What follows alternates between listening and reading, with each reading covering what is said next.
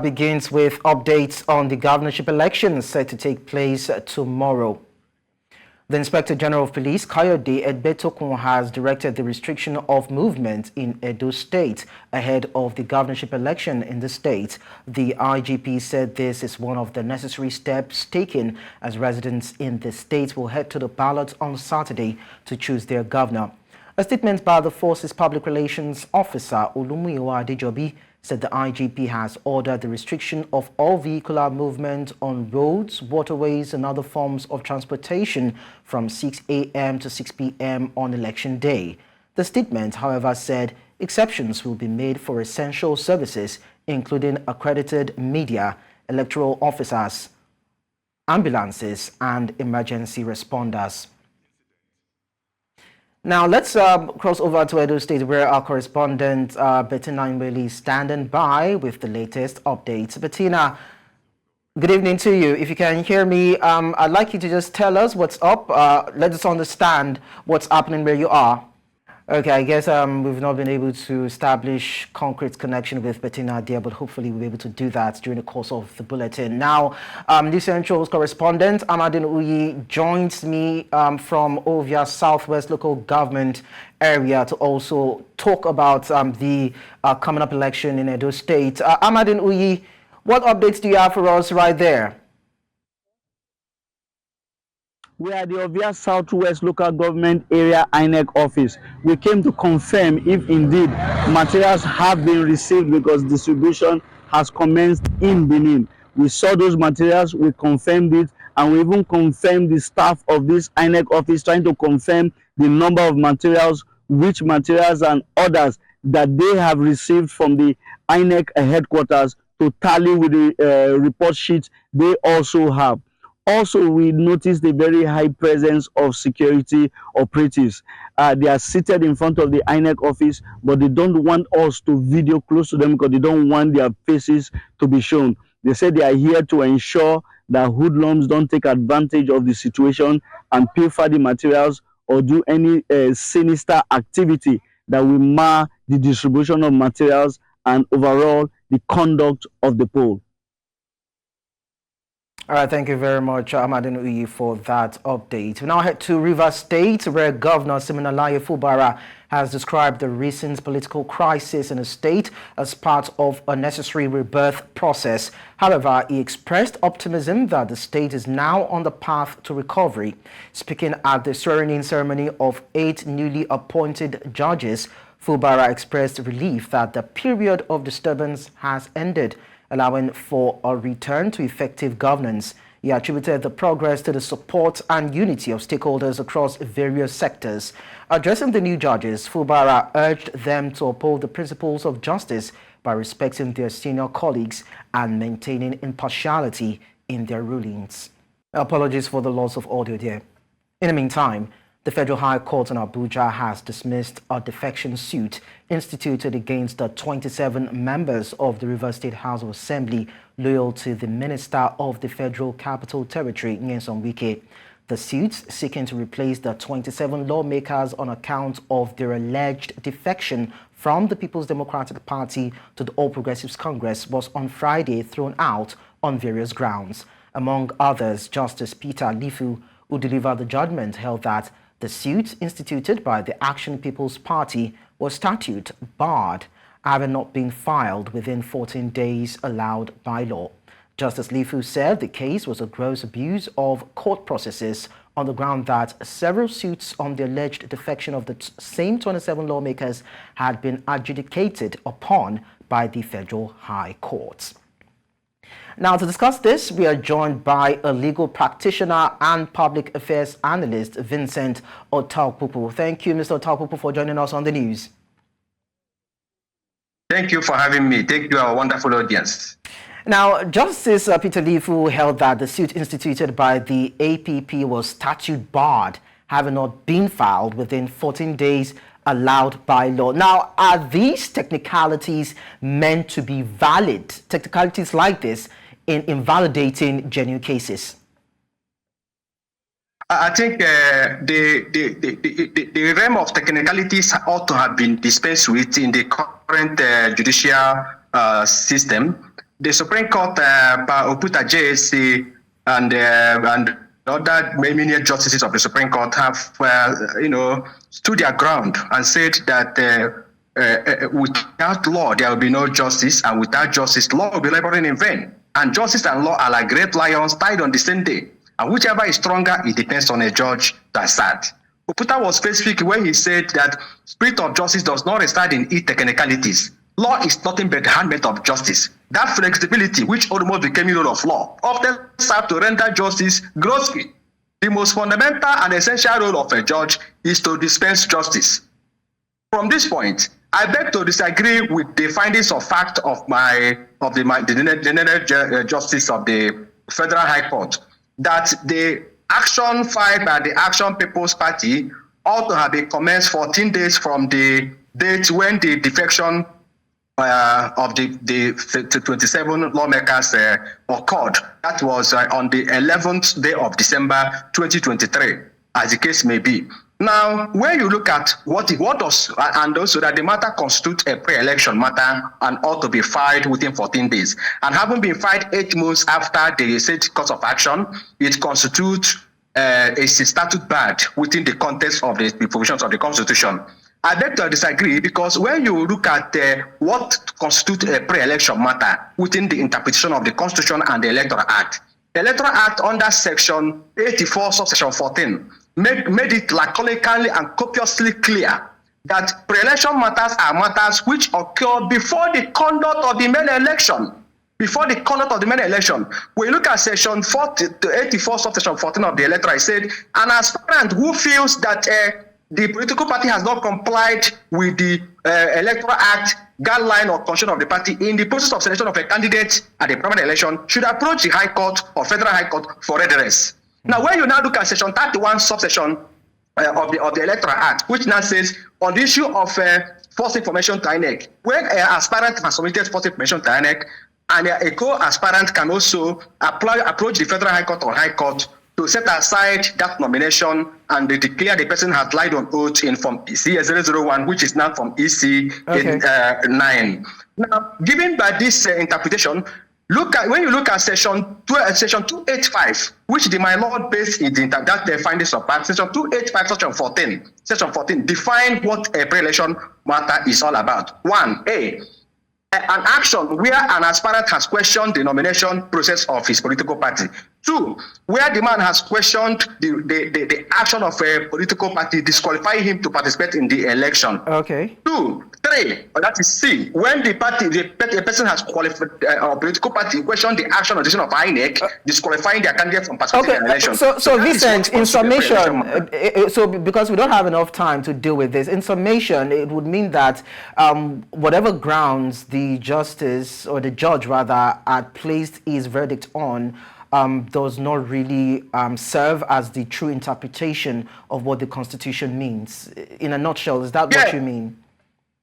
Yeah, yes, that is my subjective opinion that the decision of the court may not be in tandem with the current position of the Supreme Court or what constitutes a pre-election matter, and as the case may be. Okay, so let's look at another side to it. Let's look at another side to it. How do several suits on the alleged defection of the 27 lawmakers that were adjudicated upon by the Federal High Court amount to gross abuse of court process highlighted by Justice Lifu? Yeah, the court said that the suit filed by the Action People's Party constitutes a gross violation and abuse of court process because there are a multiplicity of other court actions pending in other courts. Now, the court referenced the case filed by suit 681, filed by the Amwe Fuller, the then speaker, and other lawmakers at the Federal High Court before Justice I've forgotten that, now promoted to the Court of Appeal. Okay. Justice Okolowo promoted to the Court of Appeal. So but the question is this: for you to determine that a suit constitutes abuse of court process, if it had been filed before, you must be able to show that the parties are the same. The plaintiff that came to court is not part of the processes of suit parties that are already existing in the other court, as the case may be. Okay. What the man filed today is that INEC should be compelled by the court to conduct fresh or by-election with respect to the 27 seats that have been declared vacant by the Speaker of the House of Assembly in Rivers State, who clinched office and declared the seat of these defected members on the 13th of December 2023. That's what the suit of the plaintiff is all about. But he also said, sorry, Vincent, he also said that, the replacement of the lawmakers had earlier been rejected due to lack of sufficient evidence. So, of course, what other evidence would be sufficient now to ascertain the need to have these people, their defection being ratified?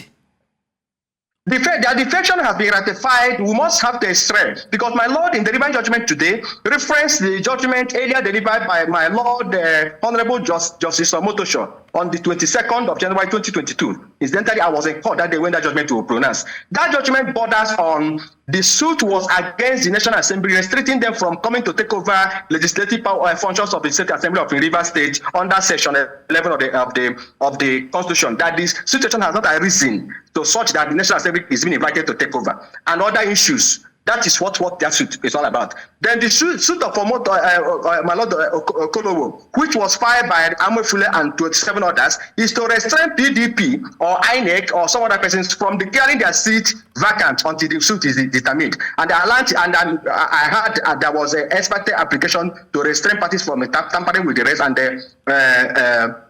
and which was made also on notice, as the case may be. Okay. But you know that High Court of Rivers State had also given a final judgment on the subject matter, wherein that he said that the defection have affirmed the defection of the 27 members and declared their seat vacant, and ordered them not to stop parading themselves as the legitimate elected lawmakers of Rivers State House of Assembly. I know that suit has gone to Court of Appeal, as the case may be. But when you look at the case law, which Supreme Court have done before, in the case of Fedeco versus Lekan, which was held in 1983, based on 1979 Constitution, the court interpreted Section 241 Section 164 of the 1979 Constitution, which also the Supreme Court repeated in the case of the local case on defection now on Abagunde versus Attorney General, on the Edo State House of Assembly.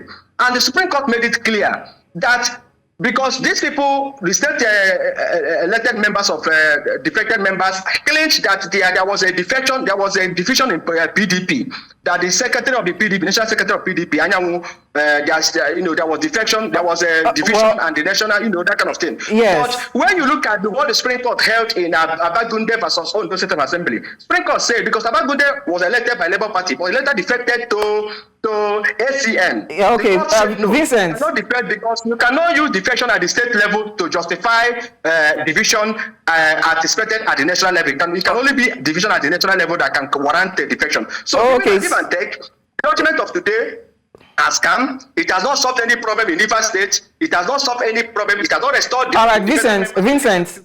Let's just let's keep it at that. I understand how far you would be looking at the interpretations of the law and the inconsistencies that we have seen when it comes to delivering judgment. But then, we want to say thank you very much, Vincent Otapopo, for sharing your thoughts with us on the news. Thank you. Thank you. Thank you. Now, we go on a very short break. When the news returns, Nigeria Labour Congress says yet to be implemented minimum wage is ineffective on workers as petrol price increases. We'll bring you more details when we return.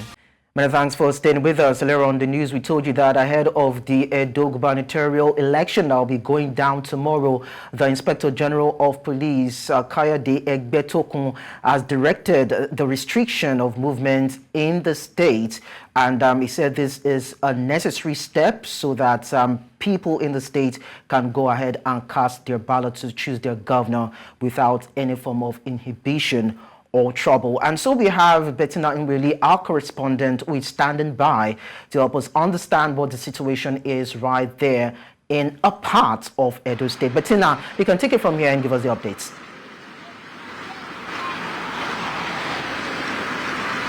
Thank you very much, Lekan. Well, the update right now in Benin City in Edo State is that for now there is heavy security presence. If you go around Ring Road or you're just passing through the city, you will definitely see 1, 2 or more patrol cars, making sure that they give show of force in the city for people to know that security is definitely on ground in the state. Other than that, everybody's expectant. There is a bit of voter enthusiasm. People are excited, looking forward to tomorrow to see the change that is going to come into the state. So I would say that with all things being equal, the election should go hitch-free this time tomorrow. So in terms of preparation on the part of electoral umpire in the state, how would you say they are ready to carry on with this exercise tomorrow?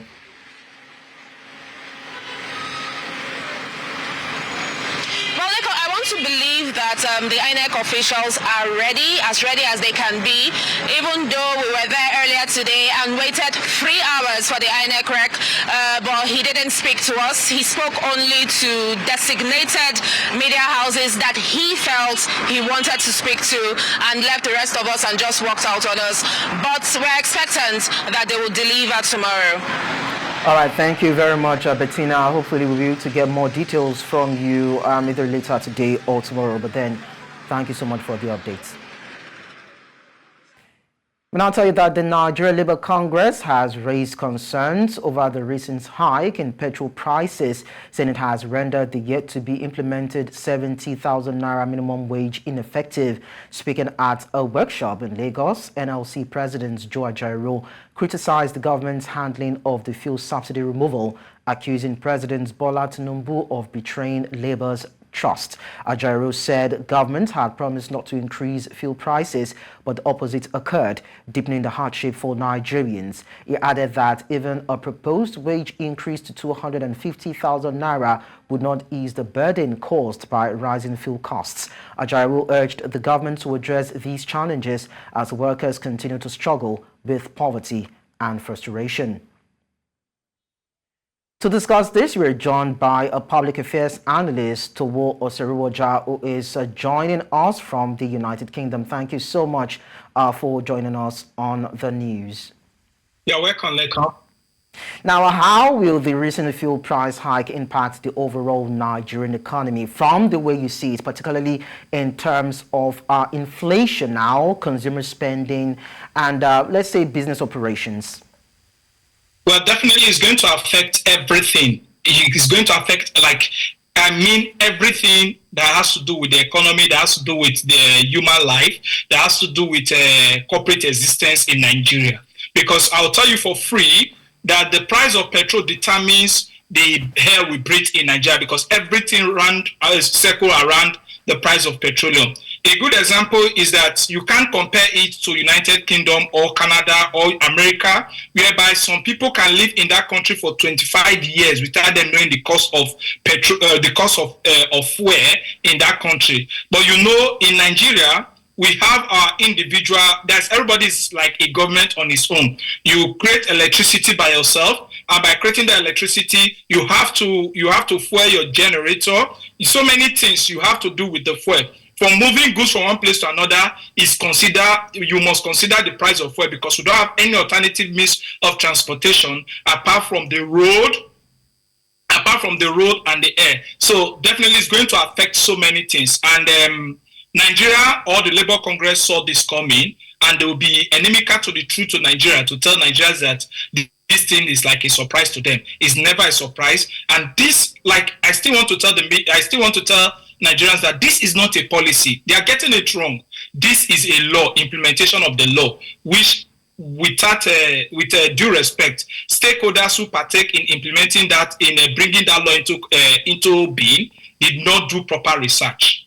Now, we understand that 70,000 naira, the approved minimum wage, has not been fully implemented by different states. Even the 250,000 naira that was earlier proposed by the NLC was rejected. And the NLC president has criticized the president for how he handled most especially the removal of the fuel subsidy and other policies that has skyrocketed the price of stuff in the market.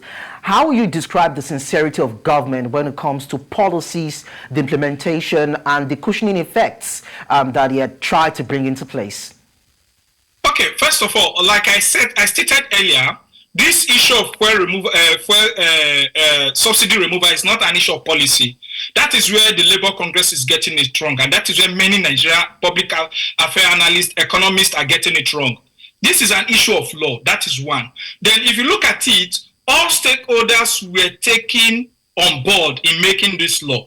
I will tell you for free that when this law when public hearing was ongoing, I raised the concern when I was having a radio program, and I told Nigerians, particularly the NBA, which is the constituency I'm from, the Nigeria Bar Association, who are partakers. I think they attended the public hearing and all those stuff. What everybody was just concerned when the Petroleum Industrial Act 2021 was to be passed into law was issue of the definition of oil-producing community, the increase of derivation and every other stuff. But without them knowing that the silent aspect of it that will impact on our economy has been taken away without making provisions or alternative pending the implementation of that law. So what Tinubu did was to go by the law of the Petroleum Industrial Act. So definitely this is the repercussion. So there's no way NLC will come out and start saying that is a policy, is a law. And I'll tell you for free, with the way government is going about it, even though they are implementing the law, what they did was that to restrict the numbers of people that the money for subsidy fraud is going to just restrict it. Then on the issue of the minimum wage, I'm surprised that the Labour Congress chairman is calling on the president. It's an issue of law. That is something Nigeria need to understand. It's an issue of law. And I was shocked. I was carried aback a few days ago when a governor from one of the states is saying that he's giving condition. No. These issues, if they are not implemented, can raise, if we have a strong House of Assembly or a strong National Assembly, if they are not implemented, it's a ground for impeachment. So it's not issue of how it is handled. It's issue of the law must be implemented. Just as the government has implemented the Petroleum Industry Act 2021 in full latter, the National Minimum Wage Amendment 2024 should be implemented. But most of these governors have said they do not have the financial capability to pay that particular amount, 70,000 naira, for workers who are deserving of it. So how do you think the government can deal with this issue? Because as you've established, it's a law. But then what part of the law would guarantee that there are cushioning effects that speaks directly to the plight, to ameliorate the plight? Let me tell you one thing. Let me come in this area. You see, the Nigerian Labour Congress, they constitute 5% of the total, either 5 or 8% of the total labor force in Nigeria. They are crying far and wide because, like I tell you, the Nigerian Labour Congress are not victims. They are conspirators of what is happening in Nigeria. Now, let me tell you the governors who are saying that. Governors who are saying that are seeing payment of salary as an achievement, rather than a right that is earned to the workers. Then two, on the part of Nigerian Labour Congress, they are more of unproductive, I will use this word, because if you look at it now, employment into the public service in Nigeria is based on political patronage or political settlement and all those stuff. But that's not the fault of the NLC, because they are not the ones who directly employ, it's the government. Yeah, no, okay, let me give you a good example. Let the federal government say they are going to sack all employees of refineries. The refineries are in comatose, they are unproductive. But we have millions of people, we have people who earn salary on a monthly basis. What will NLC do? Let's look at it that way. If they said, okay, let's look at unproductive, even though when the government will say they want to implement a reform, they want to cut down budget and all those stuff. But you're not surprised that they'll be bringing more parastatals, more agencies and all those stuff. So, but let me look at it from this perspective. The governors should look at it. Well, this is a law. And let's look at all the parastatals and ministry we've created, all the PAs and co we've created. Where are those productivity? Or let's go back to the way other countries are operating, basically the first world countries where they pay per hour. So we'll now see if the Labour Congress or the civil service are productive. And if they are productive, let the government cut them to size, not in every given. Okay, Are you shocked that every given administration has 1 or 2 ghost workers they screen at every given area? So it's an issue of let's look at how productive are these parastatals and the numbers of people that can work in that parastatals and make payment as to what they've earned, not as to privileges that you've paid as achievement. The governors. So if we cut the work size, if we cut the size of those who actually work in government, whether ministries, departments, and agencies, what about the cost of governance that also needs to be pruned down? Just about 30 seconds so that we can. Okay, the cost of governance. That is why if you look at me, I told you categorically that we are not honest to ourselves, because if you look at the numbers of PAs, the numbers of ministries and all those stuff, they are unnecessary and they are uncalled for. But be that as it may, when such political offices are created, they are also compromising civil servants that benefit from that policy. So if we all stood our ground to say, okay, well, let this be done and let the proper thing be done, I think we'll have issues will be resolved. I see no reason where we have ministries without productivity and all those stuff. Okay, and we still have the probability. Mr. Towo Oserowaja, thank you so much for sharing your thoughts with us. We appreciate that. You're welcome. To health matters now, the National Agency for Food and Drug Administration and Control has raised the alarm over the circulation of substandard and falsified medicines in Nigeria, posing a significant threat to public health. Director of NAFDAC's Northwest Zone, Bala Mshilia, at a community sensitization workshop in Kaduna on Friday, warned about the menace of substandard and falsified medicine.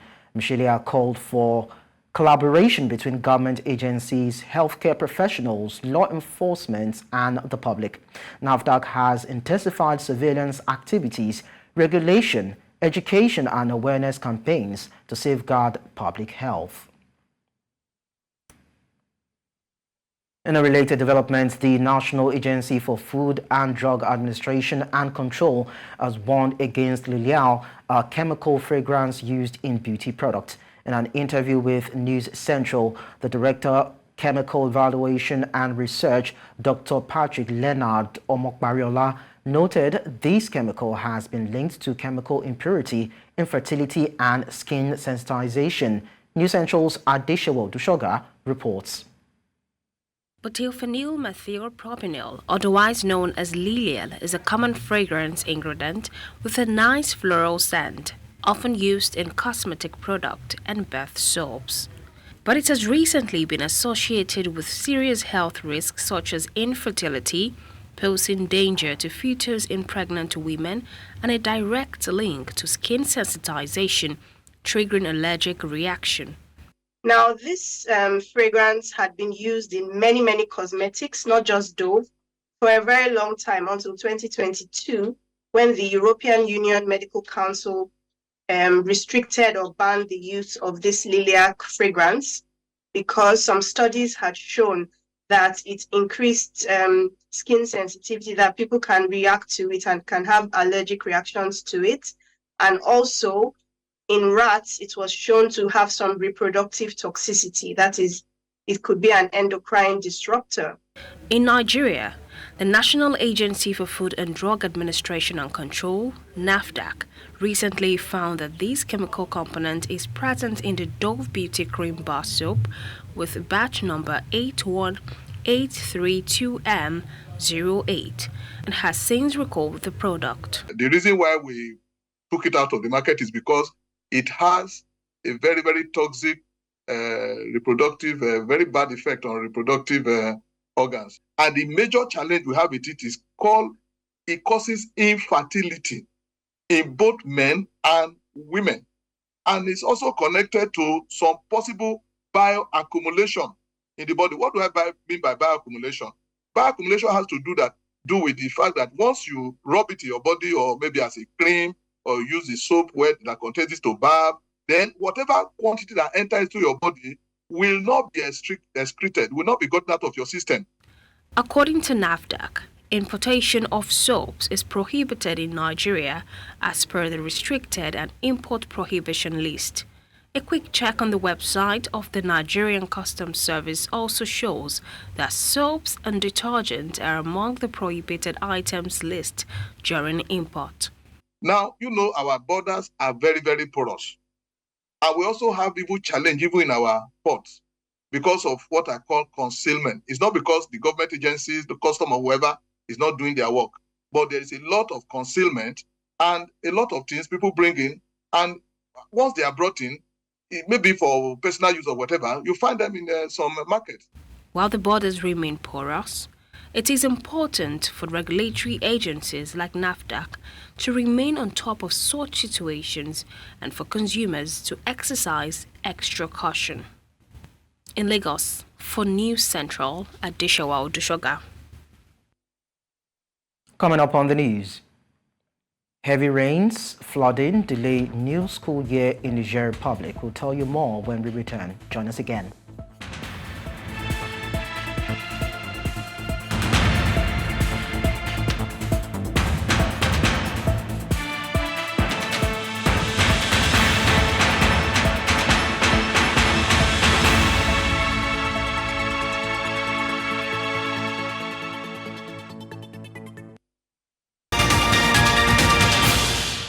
The news continues in West Africa, where the government of Niger Republic has announced that the start of the new school year will be delayed by nearly a month due to heavy rains and flooding that have affected the country. The new school year, which was originally set to begin on October 2, will now start on October 28 for the country's 4.5 million pupils. The decision comes after torrential downpours have caused widespread damage and disruption, killing scores and affecting hundreds of thousands of people. Many schools have been impacted or occupied by those affected, and alternative arrangements are being made to accommodate students. The government has reported that 253 people have been killed and over 700,000 people have been affected by the flooding.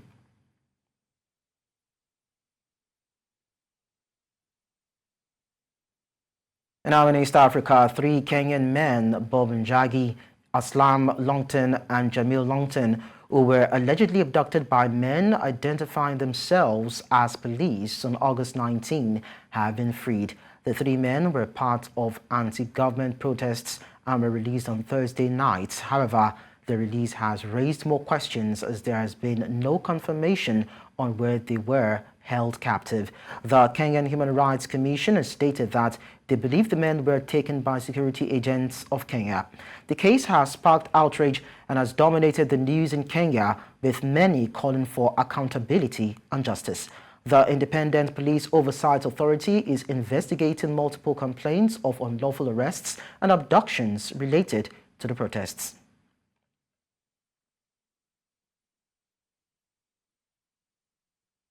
Now, we tell you that organ trafficking is growing across Africa.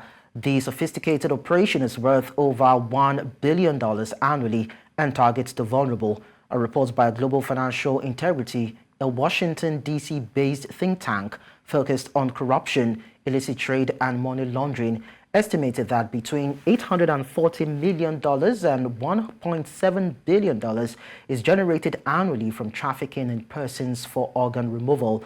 The sale of human organs is illegal across Africa. However, though details about the illicit world of human organ trafficking are unclear, it is believed that Egypt, Libya, South Africa, Kenya, and Nigeria are the most affected countries in Africa.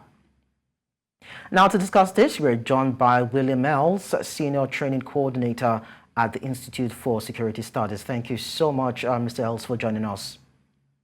Good afternoon to you. How would you describe the scale of human trafficking in Africa? We're looking at billions of dollars going down into this illicit trade. What would you say are the factors responsible? Okay, yeah, as you mentioned, we can actually refer to it as that it reached epidemic proportions in Africa. You also mentioned some of the countries where this is very prevalent, and the main reasons for this is actually that there's a tremendous demand for donated organs or organs to be transplanted. We see then about 10% of the required operations per year is taking place. So there's a huge demand, and the supply is not what it's supposed to be, and that leads these people to actually start with the trafficking. the normal procedures are that you put in your testament, for instance, or you register as a organ donor, that the moment you die, that you give a permission that your organs may be harvested and used for transplants. But that is clearly not satisfying the demand, and that is why they started to target the poor and the vulnerable in Africa, offer them money, and then they are selling these organs at tremendous profits. Now, we know that there are syndicates who actually perpetrate this and facilitate this process, but it seems as though we've not really had, stories or operations around apprehending these people. That seems to be a challenge. Why is that? I think your first challenge is a lack of regulations, and also a lack of the enforcement of the existing regulations that are there in order to address the situation. A recent research by one of my colleagues, Dr. Willis Ukumu in Kenya, also actually highlighted this challenge, and also looking at the challenges that it's not only that these beneficiaries of these transnational organized crime syndicates that are operating are only benefiting Africa, but it seems that a lot of these is also going outside of Africa in your intercontinental trafficking. So what would you describe as effective strategies or method to actually, deal with issues like this, and have it been stemmed? Well, in the first place, I mentioned the lack of regulations. We have to look at our legislation. We have to look at our regulations. But I think where we should start is we have to curb corruption, because corruption within our establishments, within our law enforcement fraternities, etc., within our hospitals and healthcare facilities, they are actually facilitating these transnational organized crime syndicates to thrive, making a lot of money. And I think if we can start with that and effectively then getting rid of the corrupt syndicates within and that have infiltrated our establishments, that is where we should start. And then we should start with the effective implementation and also administration of the legislation that is put in place. Yeah, so as a trainer, in security studies, do you think that technology can play a vital role here in identifying these criminals and having them apprehended? Technology can be your enemy, it could be your friend. And if you look at the new Minister of Police in South Africa, as part of his strategic plan, he actually highlights the implementation and the use and actually the exploitation of technology in order to combat and to investigate crime. So all over the world, that is a new trend where law enforcement is starting to use a technology in order to benefit their investigations, because we know that the criminal syndicates are already using technology, and we need to get one step ahead from a law enforcement perspective. That's about using technology to combat technology. William Mells, thank you so much for sharing your thoughts with us. You're welcome.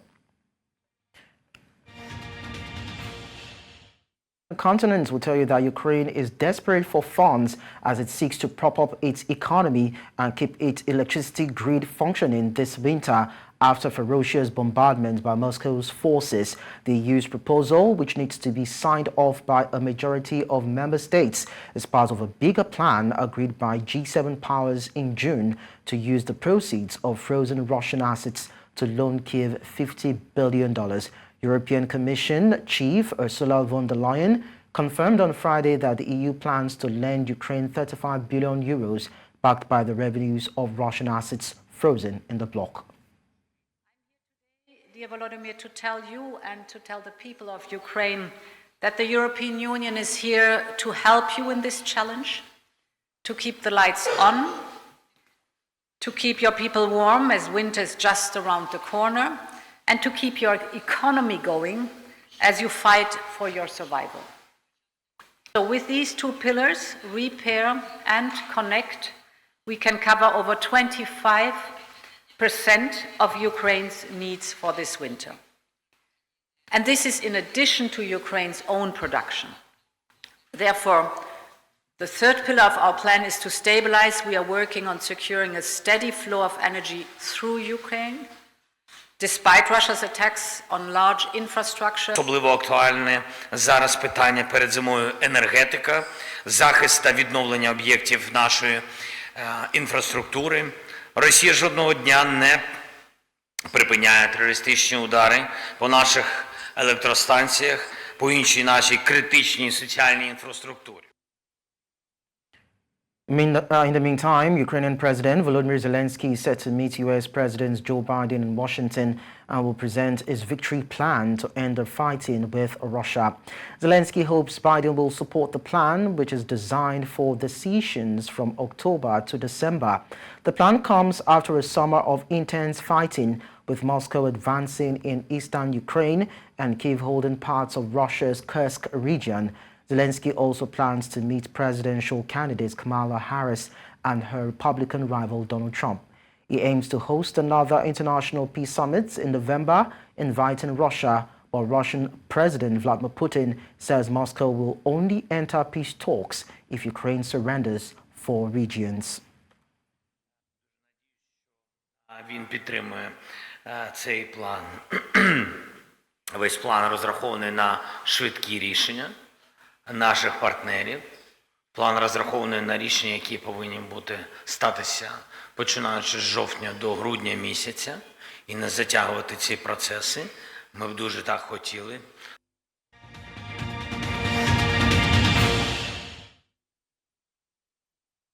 Talking business now, South Africa's central bank has made a significant move by cutting its main interest rate for the first time in over 4 years. The South African Reserve Bank reduced the repo rate by 25 basis points to 8.00%, signaling a shift towards a more accommodative monetary policy.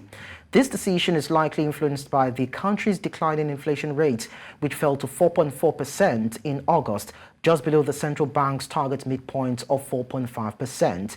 The rate cut also aligns with the recent U.S. Federal Reserve rate reduction, marking South Africa as the latest emerging market to begin an easing cycle. On Business Edge, Professor Waldo Krugel from Northwest University discussed potential risks to the economic outlook. Broad. So it's basically a risk of the rand-dollar exchange rate depreciating again. The causes of that could be something like global geopolitical tension, specifically in the Middle East. I think that's the one international one that they're worried about. And they also worry about local electricity tariffs. Eskom has applied for a very significantly large tariff increase for next year. And if that gets added on, it would put some pressure on inflation. So between those two, they are slightly worried still.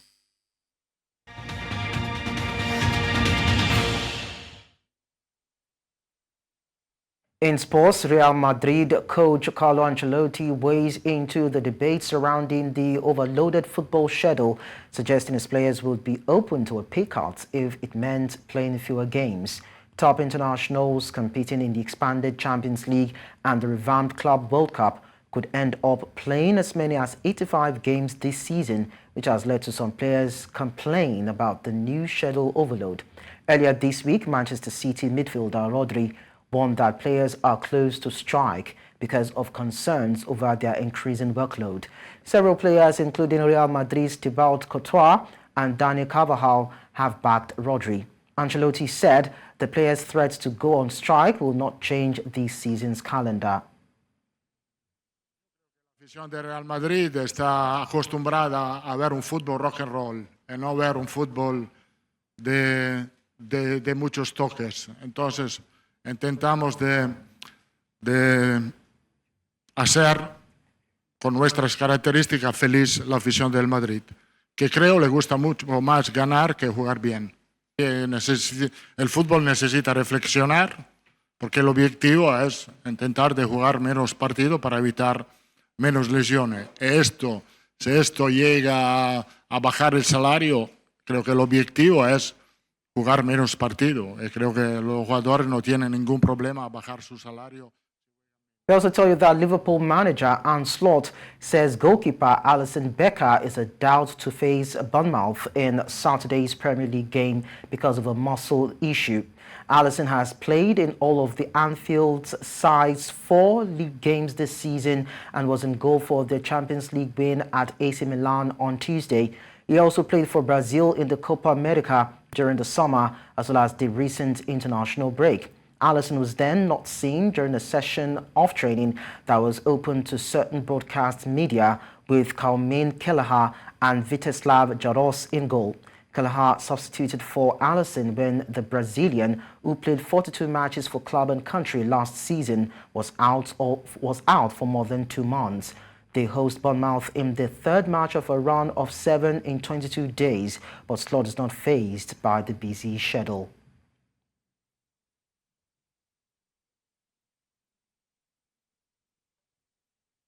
And that's all at this hour, but before we go, we look at our top stories again.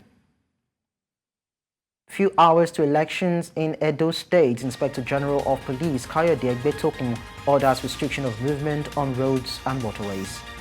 Federal High Court dismisses suit seeking to replace 27 pro-Wike lawmakers in Rivers State Assembly. We also told you that 3 missing Kenyans are freed as rights groups blame security forces. Do send your eyewitness report to the WhatsApp number and email on your screen. You can follow us on social media. We are at News Central TV. You can watch us live on DSTV channel 422, Star Times channel 274, Evo TV and YouTube. Many thanks for watching. I am Lekan Onabanjo.